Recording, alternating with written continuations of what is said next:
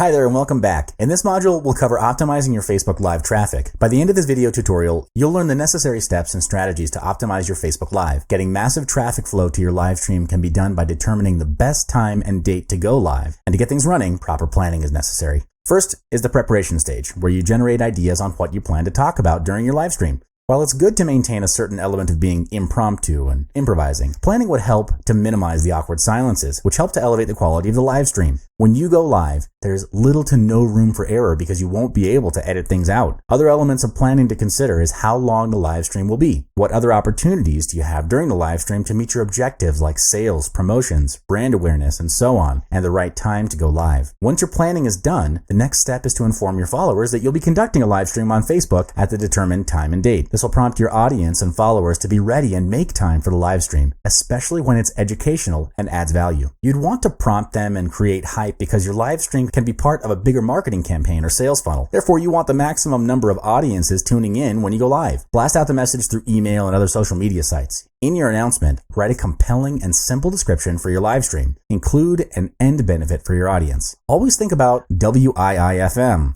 What's in it for them? Why should your audience tune in? What benefit will they get? This helps in creating desire, and you can also advertise the announcement on Facebook to gain more followers. There's no hard and fast rule about how long or short your live stream should be. What you need to take into consideration is to communicate a start and end time for your live stream in your announcements. This helps your audience in managing their time better and is so important, especially if you're selling or promoting something at the end of your live stream. You'd want your audience to be tuned in right up to the end so you can close with the sales pitch. For duration, any form of live video discussions such as reviews, vlogs, or live AMA sessions usually take about 30 minutes to an hour. Of course, this depends on you and the amount of questions raised by your audience during the live stream. A quick tip is to put up a timer in front of you to manage your time better. The timer on Facebook Live is really too small, and looking at it too many times throughout the live stream breaks eye contact with your audience. Short, live video sessions such as announcements and breaking news can be between 4 to 10 minutes long. If it's a live training or discussion session, it's best to break down your sessions into parts instead. With this approach, it's easier for your audience to learn and skip to the parts that appeal to them most. When you schedule your live stream, take into consideration the location of your primary target audience. Recommended best times to go live are at night between 7 to 9 p.m. or during weekends at 9 a.m.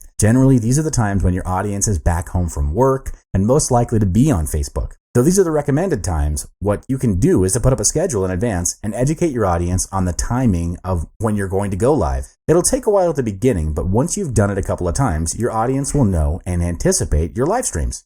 Also, take into consideration your time zone. This is important because when you have audiences from all around the world, you can't please everyone.